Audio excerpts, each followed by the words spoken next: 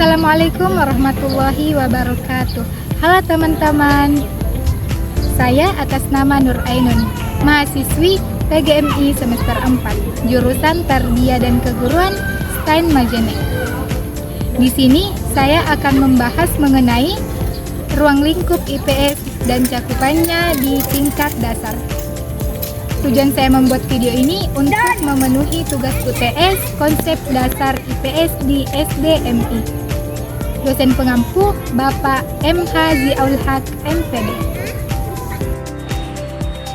Apa itu IPS? IPS atau ilmu pengetahuan sosial adalah ilmu yang mempelajari tentang interaksi. IPS juga merupakan perpaduan dari ilmu-ilmu sosial. Adapun tujuan IPS di sekolah dasar yaitu yang pertama, untuk meningkatkan intelektual atau kemampuan berpikir kritis siswa. Yang kedua, membentuk tanggung jawab pada siswa. Dan yang ketiga, untuk membentuk nilai demokrasi dan meningkatkan karakter pada peserta didik.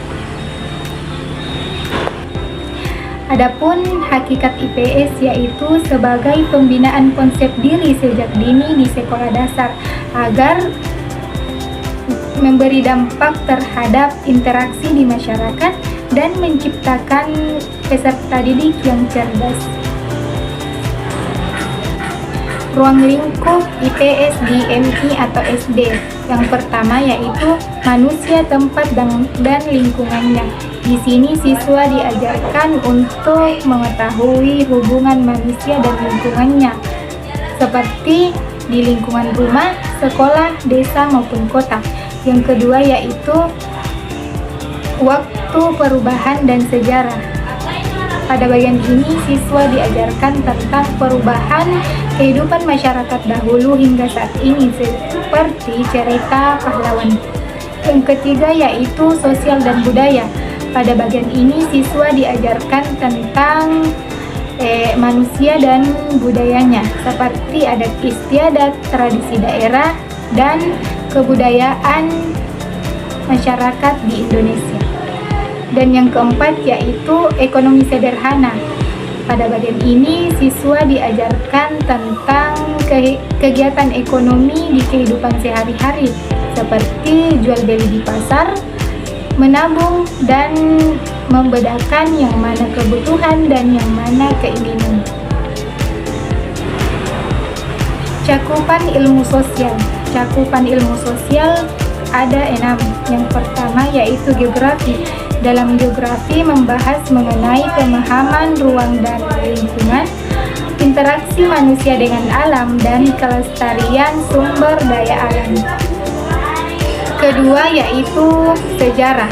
Dalam sejarah membahas mengenai waktu dan kronologinya, memahami fenomena sosial, urutan sejarah masa lalu, dan mengetahui mengapa adanya perubahan atau perbedaan.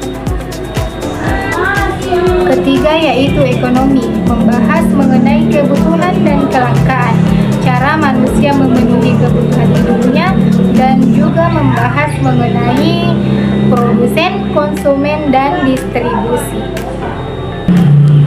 Keempat yaitu sosiologi, membahas mengenai interaksi sosial, bagaimana manusia hidup berkelompok, dan penyelesaian masalah di masyarakat. Kelima yaitu antropologi, membahas mengenai manusia dan kebudayaannya.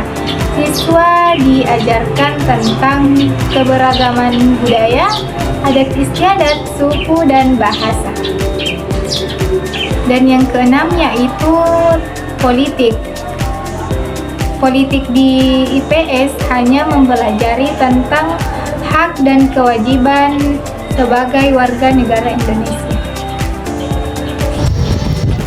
Dari pembelajaran IPS ini kita dapat mengambil kesimpulan bahwa pembelajaran IPS tidak hanya mengajarkan tentang pengetahuan, tetapi dapat membentuk karakteristik siswa yang dapat berinteraksi sosial dengan makhluk hidup, hidup bermasyarakat, dan mengambil pelajaran dari peristiwa masa lalu dan sebagai pelajaran di masa kini dan masa yang akan datang. Sekian dari saya. Assalamualaikum warahmatullahi warahmatullahi wabarakatuh.